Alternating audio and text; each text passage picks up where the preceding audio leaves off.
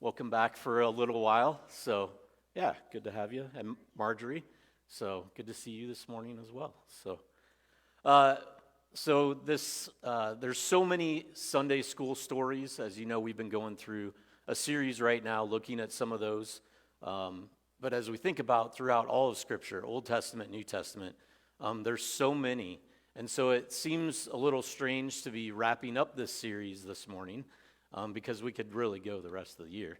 But Nikki started out this series with Joshua and Jericho, and then over the last several weeks, we've walked through some of the most well-known stories in Scripture. We've looked at Samson, David and Goliath. Felicity got the joy of Queen Esther, and then Nikki talked about Jonah last week. And so today we're going to finish out with one of the most iconic stories in the Bible, Daniel in the lion's den, in the book of Daniel. And so last week, Nikki shared how she got to meditate on Jonah while sitting by the waves on the beach. And so that felt very fitting, right? And so I wanted a similar experience. And come Friday, it was a little quick of a trip to make to Africa and back. So where else do you go but the Henry Dorley Zoo, right? So I went to the zoo on Friday, and I spent the morning just watching the lions, and I'm going to be honest with you, it was pretty uneventful. They just laid around and slept pretty much the whole time I was there. They did have a 11 o'clock feeding. They called it training, where they, I don't know if it was training or not, but they fed the lions, and so other than that, they just kind of slept the whole time, and it was quiet. Quiet except for the end of school field trips didn't know there was that many schools in Omaha. There was a lot represented there on Friday. So, and I was glad that I'm not a school teacher. So, it looked to be a challenge. So anyway. As I was watching them, though, I was just struck by their presence. It'd been a while since I'd seen a lion in person, so to speak. And even resting, they just carry such enormous power, right? They just got these massive heads. Their jaws open up, wider than my head. I think I've got some pictures up there. But yeah, they're huge animals. And you could just feel their strength through the fence. And it drew me into the senses of the story itself of Daniel and the lion's den. And so we'll get to that here in a little bit. But let's kind of set the scene a little bit before we do that. And so the book of Daniel is filled with a lot of mystery. We're not entirely sure who wrote it or exactly when. Some of the verses in there are very autobiographical, but then some of them are also in third person. And so it's written partially in Hebrew, partially in Aramaic. The first half is pretty much stories, so chapters 1 through 6 are pretty much stories, and then the second half is a lot of visions and more apocalyptic imagery. But we do know that Daniel and his friends were Jewish exiles in Babylon, and this was during a season of persecution and cultural pressure. And so there's a summary that I read in the Renovar study Bible, and it says, really, this is a book of case studies in which people practice their faith while living in a culture that ignores or opposes their beliefs. I don't think there's any point in history where that is not a relevant summary of what we're faced with. Throughout the book, we see something even deeper than the miracles. We see ordinary faithfulness. We see a God who is present not only in fiery furnaces and lions' dens, but also in the daily things, the eating food, telling the truth, showing mercy, praying faithfully, and living differently in a hostile culture. So the repeating gospel, or the good news of Daniel, is that God is sovereign over all things. Even in exile, personal practices of spiritual formation and discipline result in public and political reformation, which I think is an encouragement for us today. Daniel's private disciplines shaped his public witness. The spiritual disciplines formed Daniel's character long before they revealed his courage. I think sometimes, at least I have, I read chapter 6 of Daniel, and it all of a sudden comes to this culmination, and like he just becomes faithful in a crisis, and that's not the case at all. We discover his faithfulness throughout his entire life, and we read the story about it in the lion's den, but he practiced it long before he got there. So the den simply revealed what had already been formed in him over many years. So a quick look at the chapters leading up. So in chapter 1, we see the discipline of holy simplicity and Daniel's refusal to eat the king's rations. This puts Daniel's life at risk, but it also shows us a couple things. One, that life depends on more than what any human or king can provide. During biblical times, to accept food from another's table, especially a king, symbolized dependence and loyalty. By eating vegetables from God's earth, Daniel indicates which host he trusts for salvation, protection, and life's daily necessities. So this is a discipline of simplicity and trust. Throughout Scripture, we see food-related disciplines, starting with the Israelites when they left the bread of Pharaoh in favor of manna in the desert. We see that tradition of keeping things kosher.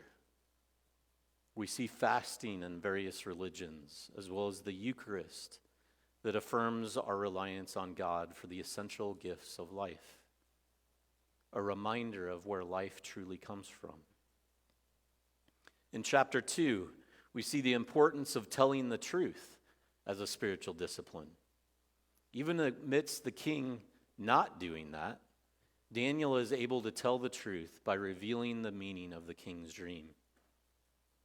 Daniel shows us that, like any discipline, it requires patience and time, prayer, being grounded in a spiritual life, and it asserts the sovereignty of God over all rulers.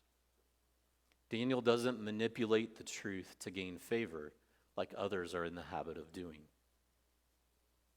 In chapter 3, we see the story of Hananiah, Mishael, and Azariah, or maybe we know them better as Shadrach, Meshach, and Abednego. They exhibit the discipline from the very first commandment of having no other gods. They could have been saved from the furnace, and probably a lot sooner, had they just bowed down to Nebuchadnezzar's statue. But for these guys, it wasn't about personal gain or saving themselves. It was about trusting God regardless of if their prayers were answered or not, or whether or not their lives were spared. This is a mark of mature faith. Not only did God rescue them, but it produced a miraculous transformation in Nebuchadnezzar, who ends up praising God and commanding others to do the same. Chapter 4 looks at righteousness and mercy and how these things call for concrete acts of justice and generosity towards persons in need. Daniel tells the king and us, the reader, to get down off the rooftop and get into the street where the human needs can be met, taking part in mission and ministry as another spiritual discipline, where formation eventually flows outward. Chapter 5, we take a little break.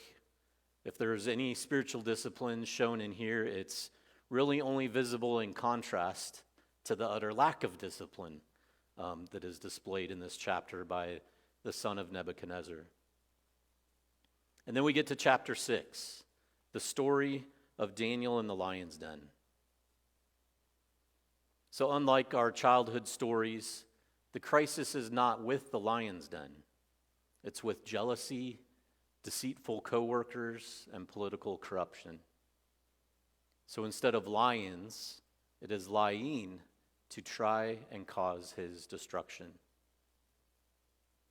I don't know about you, but the picture I play out in my mind more often is Daniel being this young man, right? Maybe 30, 40 years old. But Daniel's actually probably between 80 and 90 years old at this time, because he was probably taken away during the exile when he was about 15 or 18 years old. And then the king during this time didn't come on the scene until 70 years after the captivity began. So Daniel is an older and wiser man at this time. So let's read chapter 6. So we'll read verses 1 through 5 here to start.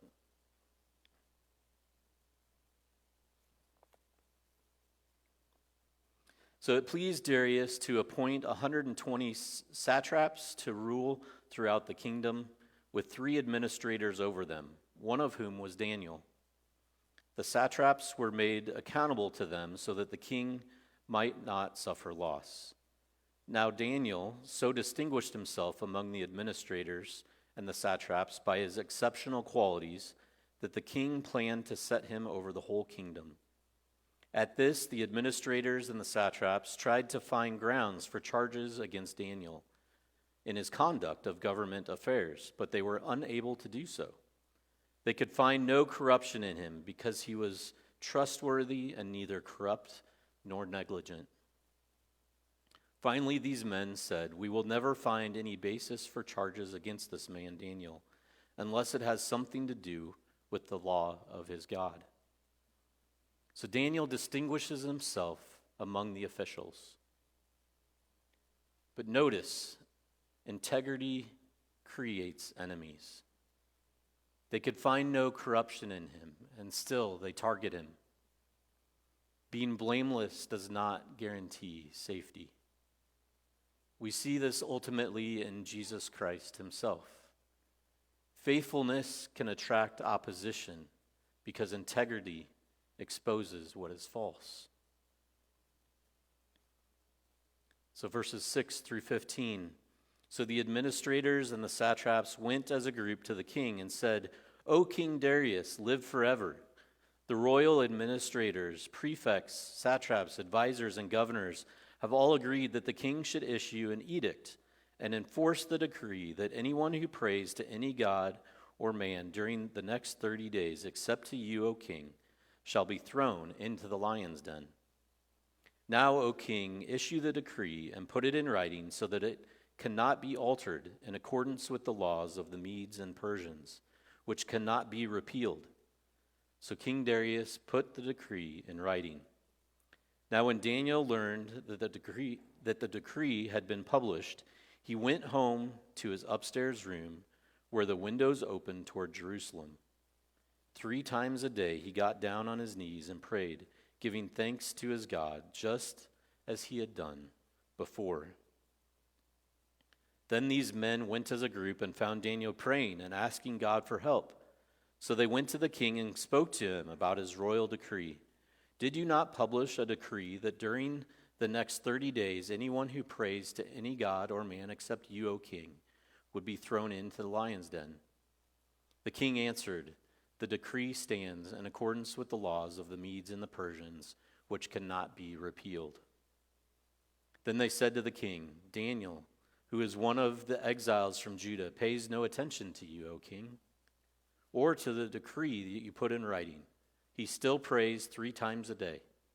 When the king heard this, he was greatly distressed. He was determined to rescue Daniel and made every effort until sundown to save him. The officials manipulate the king into outlawing prayer. And so what does Daniel do? Nothing changes. He goes home opens the windows, and prays 3 times a day, just as he always had. Just as he always had, as he had done before. Daniel didn't create spiritual habits in crisis. He relied on habits formed long before the crisis came. This is spiritual formation.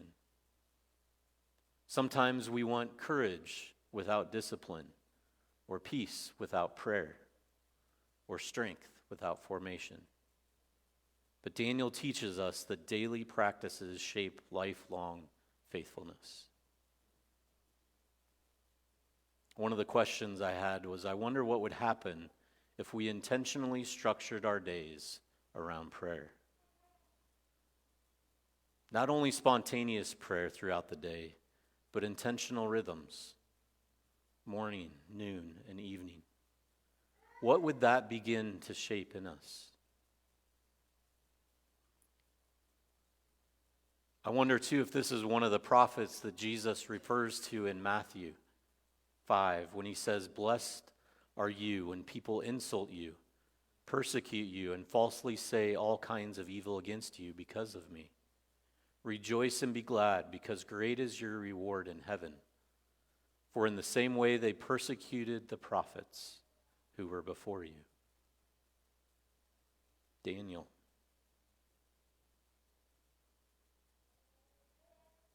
All right, verses 16 through 18. So the king gave the order, and they brought Daniel and threw him into the lion's den. The king said to Daniel, "May your God, whom you serve continually, rescue you." A stone was brought and placed over the mouth of the den, and the king sealed it with his own signet ring and with the rings of his nobles, so that Daniel's situation might not be changed. Then the king returned to his palace and spent the night without eating and without any entertainment being brought to him, and he could not sleep. Daniel is thrown into the den, and the king fasts. I think even in pagan culture, there remains a longing for transcendence, hope, and divine intervention. There is always an invitation for people to encounter God through spiritual practices. As I said before, at the zoo, I was surprised at how massive the lions' heads were. Even lying there, they radiated strength. I tried to imagine being trapped in a confined space with these guys. Only a little bit of light shining down to reveal the dust in the air. Feeling the strength of these lions, but yet even the greater strength of God's presence, almost palpable. Sensing the movement in the den, hearing them as they breathe deeper breaths than you, and knowing the capacity that they have to devour. Feeling and almost smelling the heat of their breath ebb and flow across your face. The heat of their bodies or the coarseness of their manes. The context is surreal. The setting is surreal. What must Daniel have felt during that time? But then morning comes. At the first light of dawn, the king got up and hurried to the lion's den. When he came near the den, he called to Daniel in an anguished voice, "Daniel, servant of the living God, has your God, whom you serve continually, been able to rescue you from the lions?" Daniel answered, "O king, live forever. My God sent his angel, and he shut the mouths of the lions. They have not hurt me, because I was found innocent in his sight. Nor have I ever done any wrong before you, O king." The king was overjoyed and gave orders to lift Daniel out of the den. And when Daniel was lifted from the den, no wound was found on him, because he had trusted in his God. This is where the Sunday school story ends. But the chapter continues. At the king's command, the men who had falsely accused Daniel were brought in and thrown into the lion's den, along with their wives and children. And before they reached the floor of the den, the lions overpowered them and crushed all their bones. Then King Darius wrote to all the peoples, nations, and men of every language throughout the land, "May you prosper greatly. I issue a decree that in every part of my kingdom, people must fear and reverence the God of Daniel. For he is the living God, and he endures forever. His kingdom will not be destroyed. His dominion will never end. He rescues and he saves. He performs signs and wonders in the heavens and on earth. He has rescued Daniel from the power of the lions." So Daniel prospered during the reign of Darius and the reign of Cyrus the Persian. When the stone is removed, instead of death, life is found. Could you imagine if lions could talk? I thought about putting that into chat GPT and say, write a sermon based from the lion's perspective. But, well, maybe not. But man, what would they say? It's like, man, that was a crazy night. I couldn't even open my mouth if I wanted to. Even though I'm always hungry, an angel actually closed my mouth. It was the craziest thing I've ever experienced. But even this guy Daniel was unreal. There was no sense of fear, no struggle, no weakness, just peace and stillness. God was definitely there last night. This guy trusted God more than he feared death by us. All of creation knows the power and the presence of God. I wonder if as Daniel left the den, he turned around and smiled at the lions and he said, "That'll preach," right? But the funny thing is, he didn't have to. He didn't have to, because even the king couldn't contain himself and issued a declaration for the entire land, proclaiming the greatness of God throughout the kingdom. What a witness. What would the world look like today if the kings would issue this sort of decree and recognize the sovereignty of God throughout all the lands?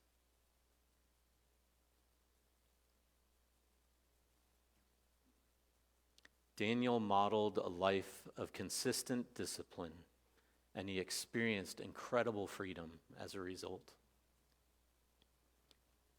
Discipline doesn't need to be burdensome.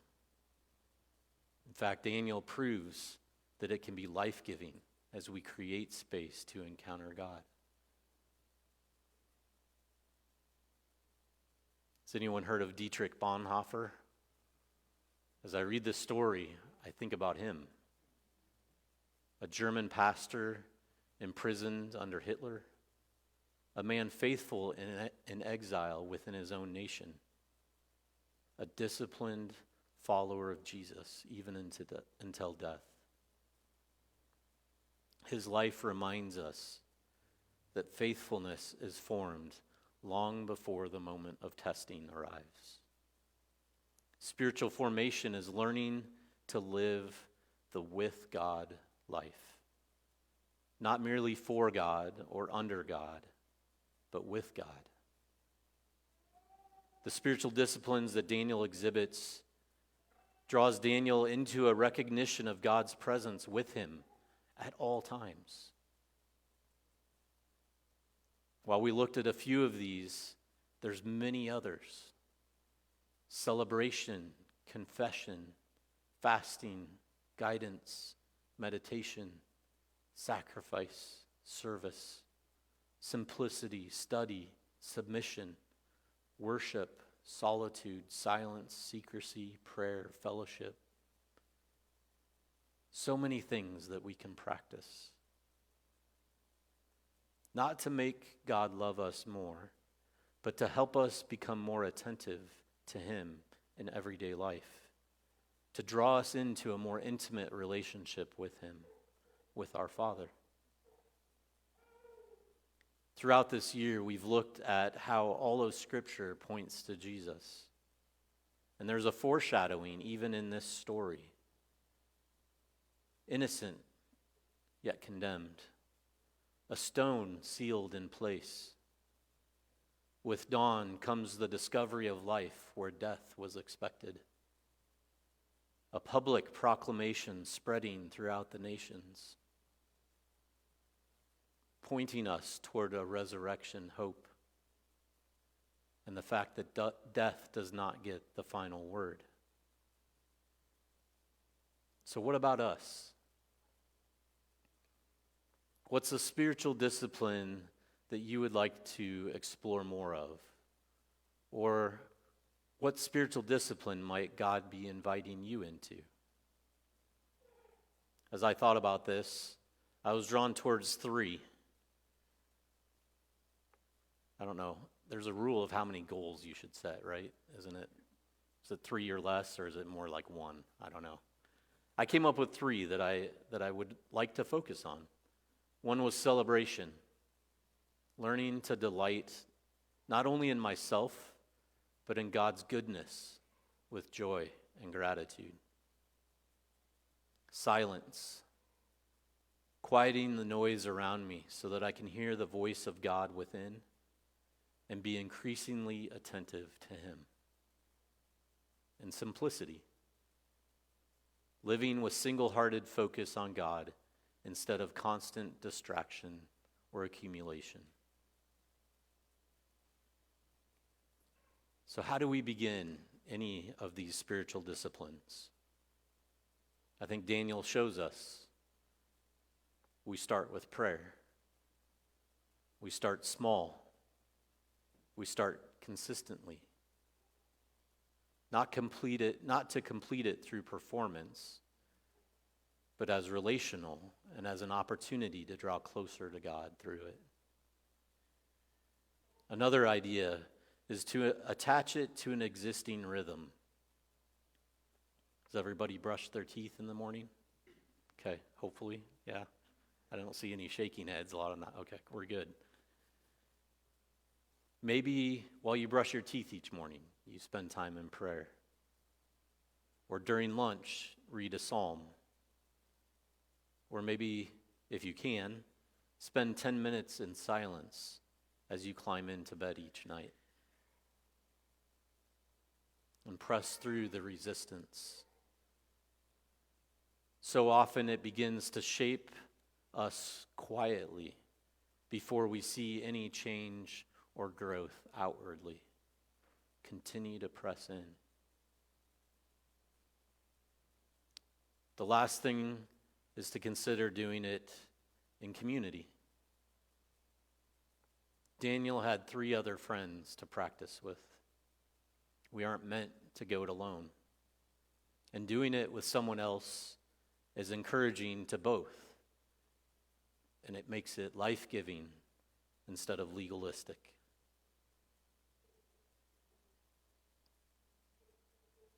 So there's a number of books out there about spiritual disciplines.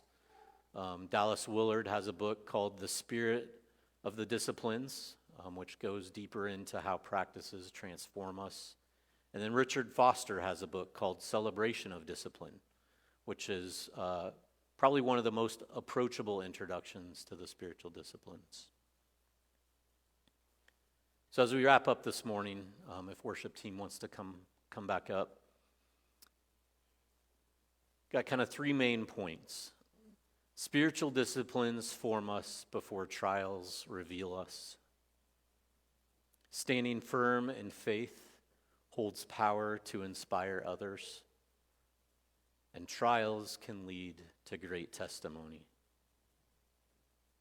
These stories endure because they reveal both who God is and who we are becoming. So the same God who is present in the lion's den, the fiery furnace, is present with you, with me today. In your workplace, in your stress, in your uncertainty, in your waiting, in your suffering. And through daily faithfulness, he is forming something in you long before the world ever sees it.